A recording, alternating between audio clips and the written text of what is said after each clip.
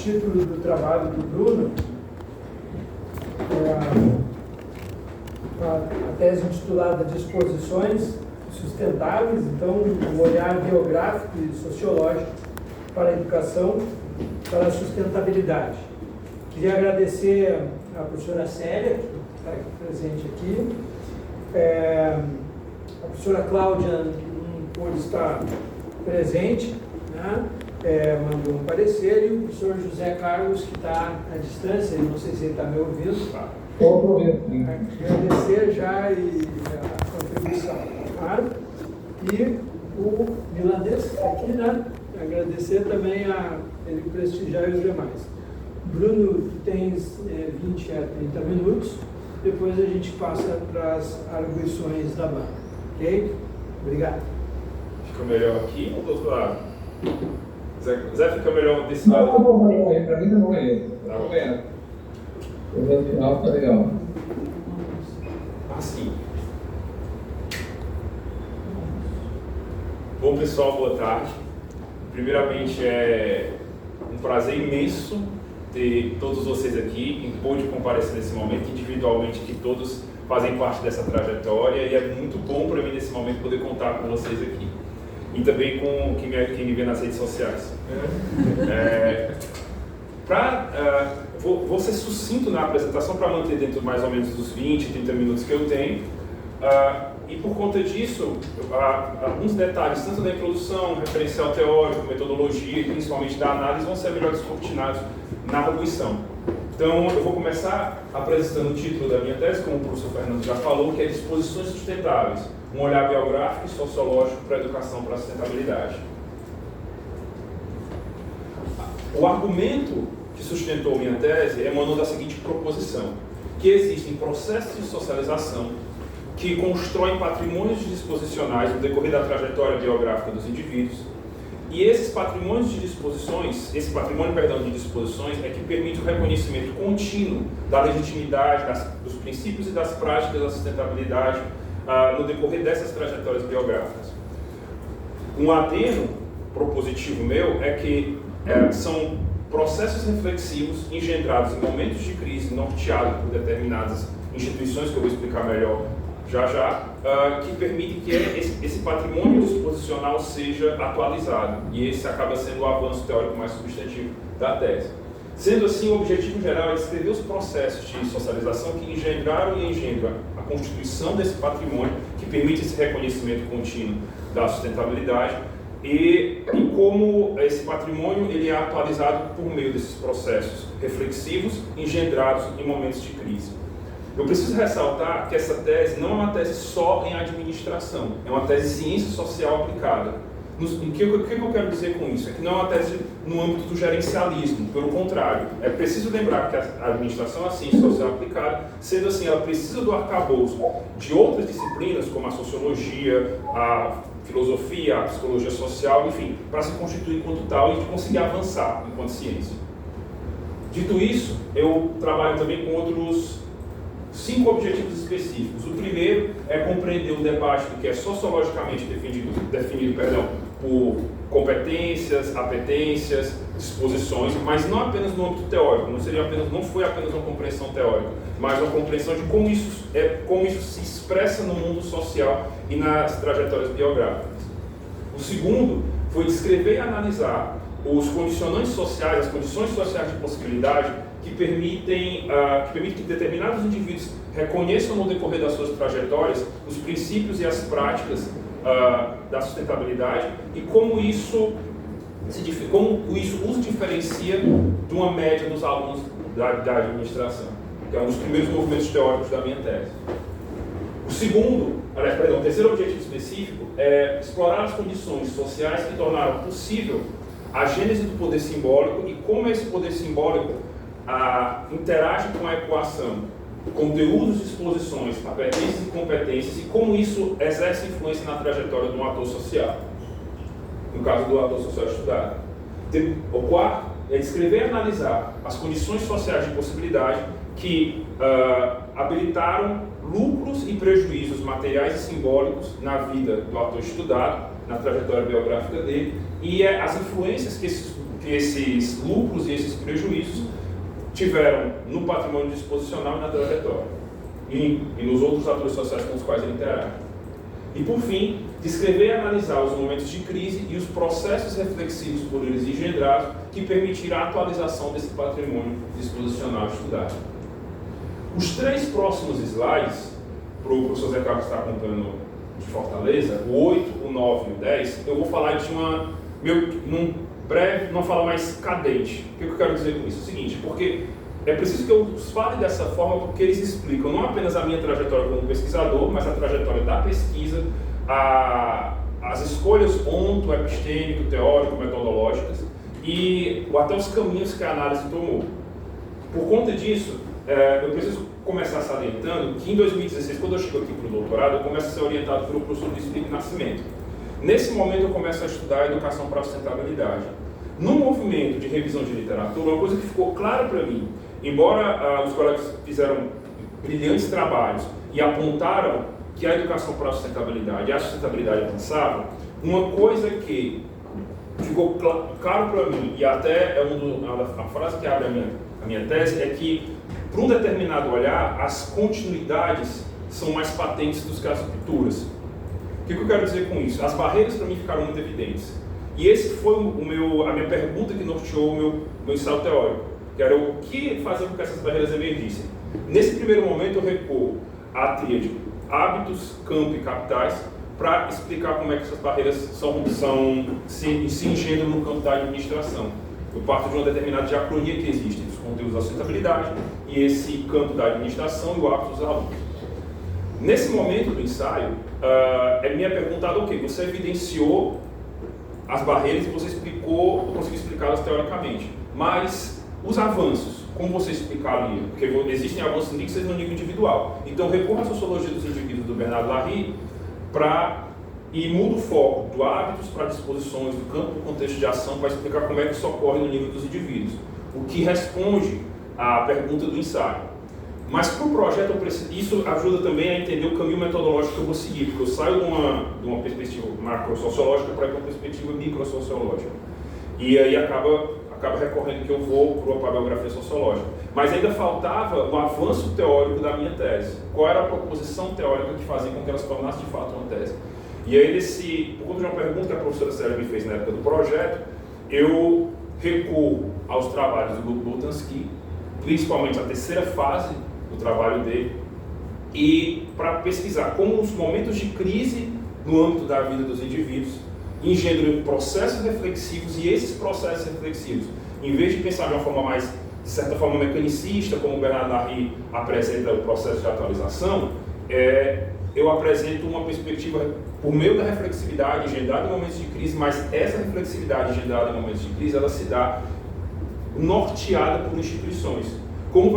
Que instituições são essas? Por exemplo, quando chegar na análise, eu vou detalhar um pouco melhor, mas na arguição ainda mais, que num determinado momento da vida do milanês, quando a família dele se reconfigura por conta do falecimento do pai, ainda assim os papéis sociais que o irmão vai ter, que ele vai ter, que a mãe vai ter, que as irmãs vão ter, ainda assim orientado por uma determinada noção social e sociológica. Minha explicação vai nesse sentido, explicar o social pelo social, do que é família, do que é mãe, do que é pai. Então, não há uma ruptura intrínseca do indivíduo com esses processos reflexivos.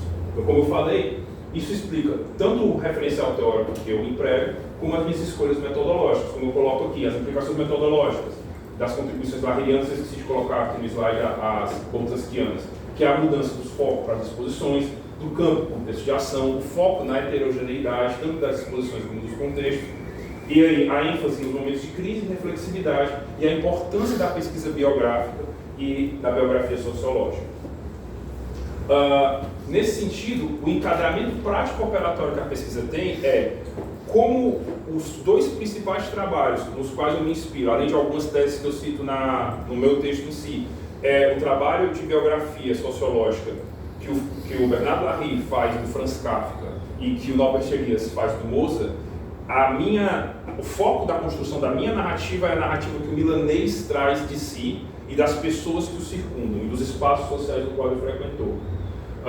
Além disso, o confronto que eu faço é da narrativa dele com o espaço social, com o contexto de ação no qual ele está inserido na época, um tempo social e histórico no qual ele está operando, e como isso e como a sustentabilidade está inserida nesse momento nas exposições dele. Eu preciso ressaltar que a nossa convivência se inicia logo em 2016, quando praticamente eu entro no doutorado, a gente se conhece fazendo a disciplina de complexidade, tudo a ver com sustentabilidade, com o professor Eugênio. A nossa convivência começa a se intensificar a partir dali, de irmos para eventos juntos, de frequentar o espaço que ele chama de escritório, né? As reuniões da Agapan, reunião com amigos, buscar o café lá embaixo. E uma coisa que para mim foi interessante nesse processo inicial, porque o milanês para mim era um senhor que fazia a disciplina comigo, que estava terminando o mestrado na Educação em Ciências, e era aquele cara que eu conhecia que falava, hoje ele comentava uma coisa, ele falava, peitava o Eugênio de frente em determinadas coisas que ele discordava. E à medida que a gente foi se conhecendo, eu fui sabendo quem era esse ator social, no sentido de que ele tem toda uma trajetória que está imbricada no movimento ambiental gaúcho, toda uma trajetória na educação e uma vivência social que chama a atenção, que o antecede. E por conta disso, em relação aos eixos temáticos, eu escolho, voltando para a narrativa, família, escola e trabalho, e ressaltando os lugares no sentido do espaço social onde essas narrativas ocorrem, os outros atores que interagem com ele e os relatos deles sobre esses agentes sociais. Sobre esses atores. Falando especificamente sobre o milanês, essa potência, pai, avô, esse amigo de 64 anos de idade, nascido aqui em Porto Alegre, formado em Biologia e em Arquitetura na URGS. Ele tem uma especialização em Análise de Impacto Ambiental pela Federal do Amazonas e o mestrado aqui em Educação e Ciências, aqui na URGS. E hoje ele cursa o doutorado na mesma área, na educação. Ele sempre atuou na educação e na educação para a sustentabilidade. Aos 15 anos de idade, mais ou menos, o milanês ele entra na Agapan, que é uma das associações de proteção ao ambiente natural mais antigas da América Latina, dos pioneiros, os herdeiros do trabalho do José Lutzenberg. E praticamente, não é um dos membros fundadores, mas é praticamente como se fosse. E ele é o atual presidente da Agapan e já ocupou esse cargo por 4 vezes. Sobre a análise da trajetória do milanês em si, por conta da filiação epistêmico-teórica que eu sigo, o foco nesse, e acaba na tese tendo mais ênfase, é na infância, porque essas primeiras socializações, dentro dessa sociologia disposicionalista que eu trago, elas são preponderantes. E por conta disso, eu focalizo na infância, na centralidade que a figura do pai vai ter. O pai, por conta da configuração da nossa sociedade, ele tem uma influência fulcral, não só na constituição do caráter do milanês, das suas disposições, mas como a família vai se configurar nesse momento. E por conta disso, esse norte, esse pilar basilar, leva a uma reconfiguração, a um dos momentos de crise que, utilizando termos adlerianos, vai ser depois uma certa problemática matricial para a reconfiguração da família. Problemática matricial seria um evento fulcral que reconfigura a família drasticamente, no caso é o falecimento do pai quando ele tem 11 anos de idade. É preciso ressaltar que antes do falecimento do pai, antes do milanês, que confere ao milanês uma série de liberdades sociais, como não só faz com que ele entre mais no escotismo e acabe tendo uma vivência em movimentos e acabe convivendo mais em casa de amigos e tudo, e dá uma liberdade dele fazer certas mochilagens com 13 anos de idade, de viajar à Latinoamérica, de viajar ao Brasil, mochilando, pegando carona com 13, 14 anos de idade. E faz com que ele conviva, como eu falei, com grupos de amigos, com outros parentes, com uma heterogeneidade de contextos de ação que vai ser preponderante depois, não só para a entrada dele na luta política, mas também para a manutenção dessas disposições sustentáveis, que são construídas na infância ainda. Porque ele, além de ter não que a família dele fosse de ambientalistas, mas ele foi criado num espaço aberto, onde ele tinha contato com bicho, com planta, com toda uma série de vivências de brincar de veterinário e tudo mais, e ser muito bem cuidado pelos irmãos, porque ele é mais novo de 5. Então, como ele mesmo fala, vários homens, a raspa do tacho.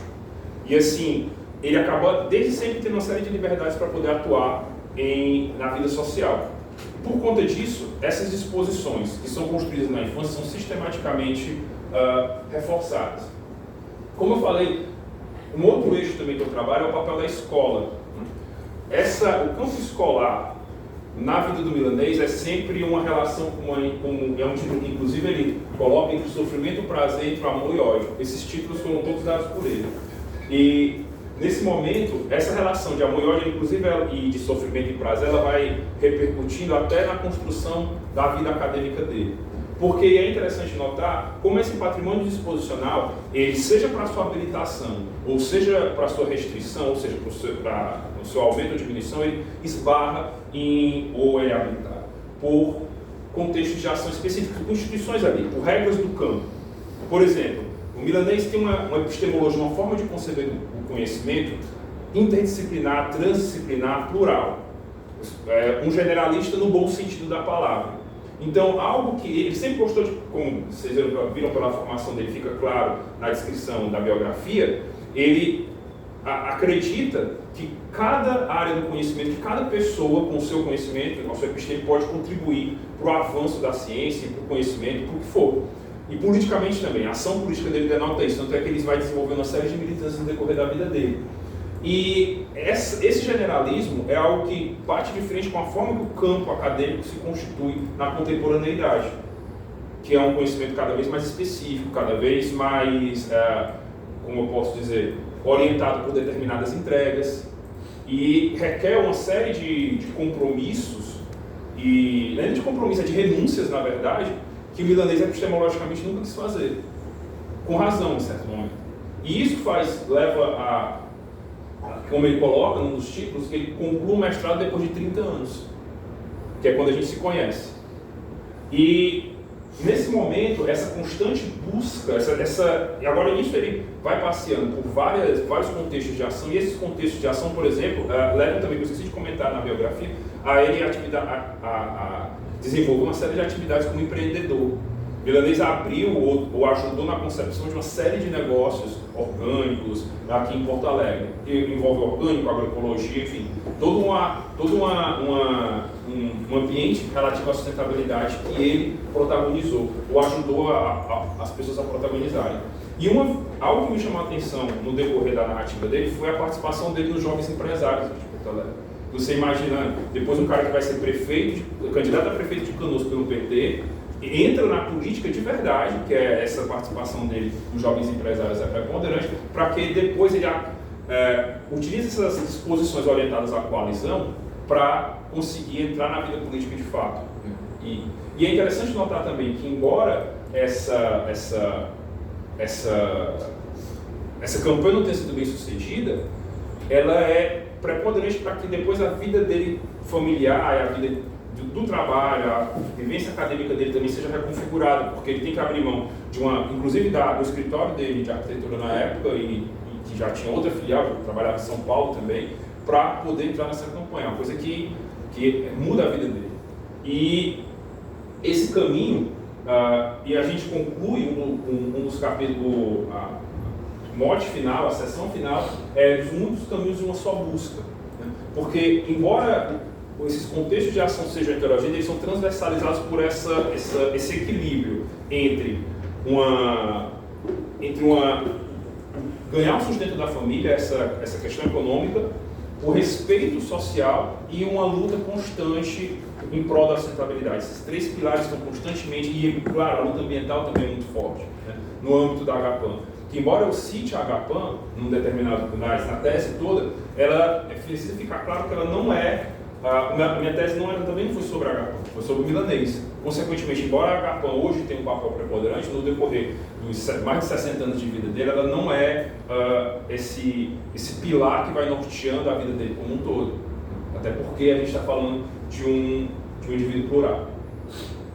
Como considerações finais, eu queria salientar primeiro a importância da pesquisa biográfica embora, assim, vou salientar isso primeiro, mas não é o ponto que eu penso ser mais, que eu queria ser mais enfático. A importância da pesquisa biográfica, não só como um ambiente de aplicação desse aparato conceitual que eu criei, que eu penso que, inclusive, aliás, eu acredito que as exposições sustentáveis, esse conceito que eu trago, ele aparece de forma secundária, ele é secundário na minha tese. Como eu falei no início, o avanço teórico principal, mais importante dele, é permitir entender, é fornecer uma possibilidade de explanação de como esse patrimônio de disposições, que eu parto do pressuposto que o indivíduo sim ele é plural, ele tem uma série de disposições dentro de si, são construídas em momentos de ação e são atualizadas nesses momentos de crise por meio de processos reflexivos. E esses processos reflexivos, eles não se dão como se o indivíduo fosse solto no mundo social, não, por conta de uma série de processos de socialização, processos esses que inserem o indivíduo na sociedade, no grupo social no qual ele nasce, esses processos reflexivos são orientados por essas instituições, como a família, como eu falei anteriormente. Então, e eu queria ressaltar também que como consideração final, outro elemento importante da pesquisa biográfica é o fato que ela permite que a gente se transforme também enquanto pesquisador, porque nos permite conhecer melhor, como eu falei, quem eu pensava que o milanês era e quem eu vi se tornando no decorrer desses anos. E também acredito que uma coisa que a gente comenta é que como esse processo de autoconhecimento é tanto dele quanto meu. Então, eu agradeço mais uma vez a atenção e sigo agora para a arguição. Obrigado. Ok, Bruno. Obrigado. Pedi para tu acender a luz e pegar uma caneta para a gente. Sim. Então, como de praxe, a gente sempre chama o avaliador externo mais distante.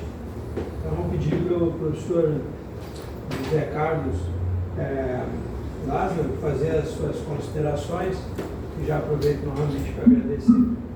Fique à vontade, professor.